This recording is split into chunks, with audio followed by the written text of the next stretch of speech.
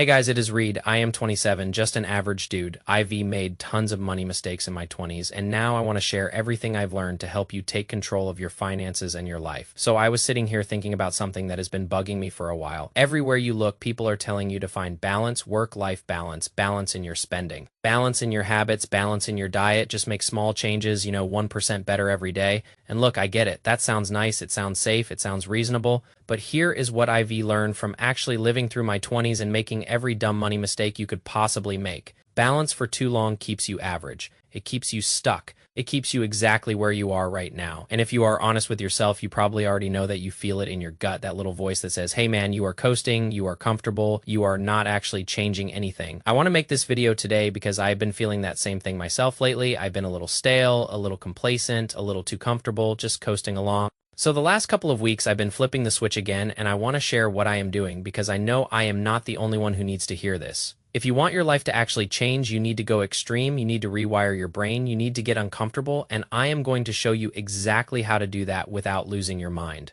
Let me start with a little personal backstory because that is how I always do things. I grew up in a regular middle-class home, nothing special, no trust fund, no rich relatives, no connections in the finance world or the business world. I was just a normal kid who made a ton of bad decisions in his early 20s. I was the guy buying stuff I couldn't afford on credit card. I was the guy eating out every single day because cooking was too much work. I was the guy who had no savings, no investments, and no plan for the future. I was living month to month, and honestly, I was even thinking about the future. I was just trying to get through the week, but then something clicked. I realized that my 20s were not a practice round. This was it. This was the time where I either set myself up for a decent life or I kept coasting and woke up at 30 with nothing to show for it. So I started to change. But here's the thing. I didn't change by making small adjustments. I didn't change by reading one self-help book and calling it a day. I went extreme. I cut out everything that was serving me. I stopped hanging out with people who were going nowhere. I stopped wasting money on dumb stuff. I stopped making excuses. And it was hard, it was uncomfortable, but it worked. And that is what I want to talk about today. So why does your brain even need extreme in the first place? I am not a scientist. Okay. I am just a regular guy who has done a lot of reading and a lot of experimenting on himself, but here is what I've learned. Your brain only changes under pressure. It is called neuroplasticity. It is your brain's ability to rewire itself based on what you are doing and experiencing. And the key thing is that it requires intensity. Moderate stress does nothing for you.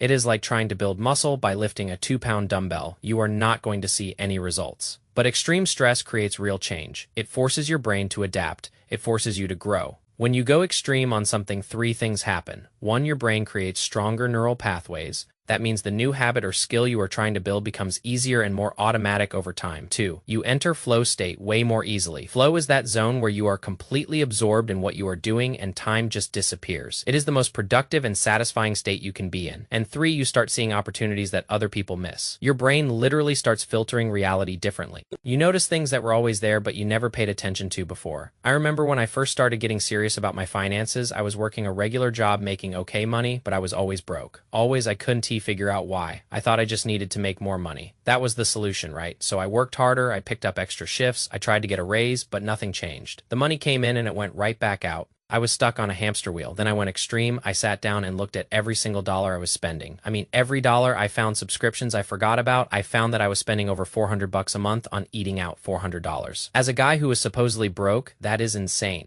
I realized I was broke because I didn't make enough money. I was broke because I had terrible habits. So I made extreme changes. I cut up my credit cards, not metaphorically. I literally took scissors and cut them up. I started cooking all my meals at home. I stopped going out with friends who wanted to spend money at bars every weekend. I set a strict budget and I stuck to it no matter what. And within 6 months, I had paid off all my debt and built my first emergency fund. That was the moment everything clicked for me. I realized that extreme focus and extreme action were the only things that actually moved the needle. Now I want to talk about something I call the obsession advantage. Look, obsession gets a bad reputation. People think being obsessed with something is unhealthy, but I think it is one of the most strategic tools you can use, especially in your 20s. Now, obviously, if you are 45 with 3 kids and a mortgage, you probably can quit everything and obsess over a side hustle. But if you are in your 20s, you have time, you have energy, you don't have a ton of responsibilities yet. This is your moment to go all in. When I was obsessed with turning my finances around, I saw money opportunities everywhere. I started noticing ways to save that I never considered before. I found a side gig that paid me extra cash. I learned how to invest even small amounts, and none of that happened when I was just casually interested. It only happened because I was obsessed, because I made it my #1 priority, because I rewired my brain to look for solutions instead of excuses. Your focus shapes your world. I mean that literally. Your brain processes millions of bits of information every second, but you only consciously grasp a tiny fraction of that. What determines what you notice? Your focus, what you are obsessed with. When you are obsessed with getting your money right, suddenly you start noticing ways to save. You notice better job opportunities, you notice side hustles that actually make sense.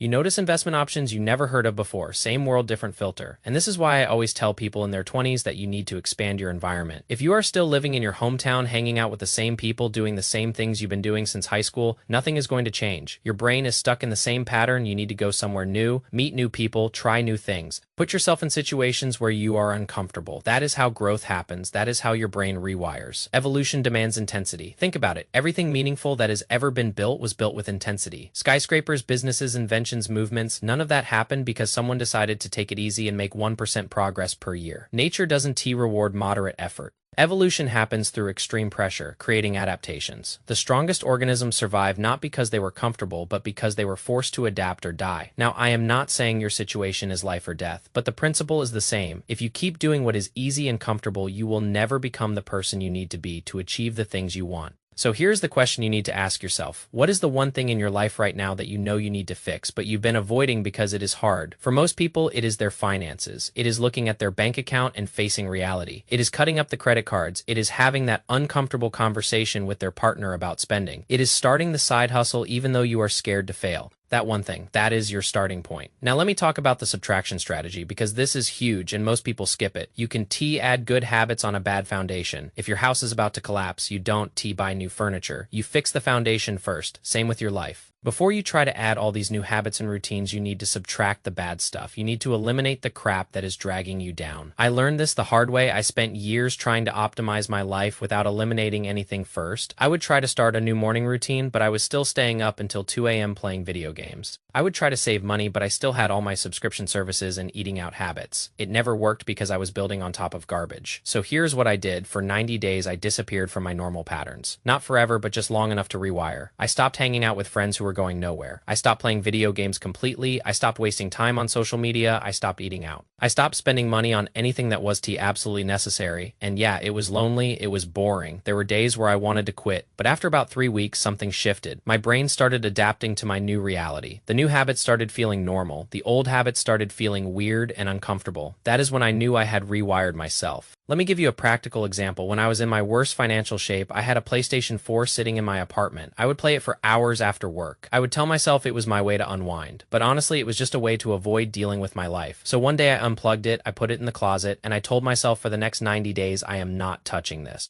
And you know what happened? I suddenly had all this extra time in the evenings, time I used to spend zoning out in front of a screen. So I started using that time to learn about personal finance. I read books, I listened to podcasts, I started a small side hustle. And within a few months, my entire financial situation had changed. But none of that would have happened if I hadn't first subtracted the distraction. So I want you to think about what you need to subtract. Is it too much time on your phone? Is it a relationship that is going nowhere? Is it a bad spending habit? Is it hanging out with people who don't push you to be better? Be honest with yourself, write it down, and then make a plan to eliminate it, not reduce it, not moderate it, eliminate it, at least for a season. You can always bring it back later once you've built better habits, but right now you need to clear the deck. All right, let me get into the 4-habit system. This is the stuff I actually use when I need massive change. I am literally doing this right now because I felt myself getting stale and complacent the last couple of months. So this is fresh. This is what is working for me as we speak. Number 1 is one project. Pick one. Major project, not 3, not 8, not 21. Multiple priorities equal no priorities. I know that sounds harsh, but it is true. If you are trying to work on your career and start a side hustle and get in shape and learn a new skill and fix your relationships all at the same time, you are going to fail at all of them. Your focus is too split. Your energy is too scattered. So for the next 90 days, pick one project and give it 80% of your creative energy. Everything else goes into maintenance mode. You still take care of your health. You still show up for your responsibilities. But your main focus is that one project. For most people in their 20s, that project should probably be getting your finances in order, or starting some kind of income stream outside your day job, or learning a high-value skill that can increase your earning potential. Pick one and go all in. Number 2 is one learning source. Stop consuming content from 12 different creators. Stop watching a million YouTube videos about how to get rich. Stop reading 5 different books at the same time. Pick one source of information and go deep.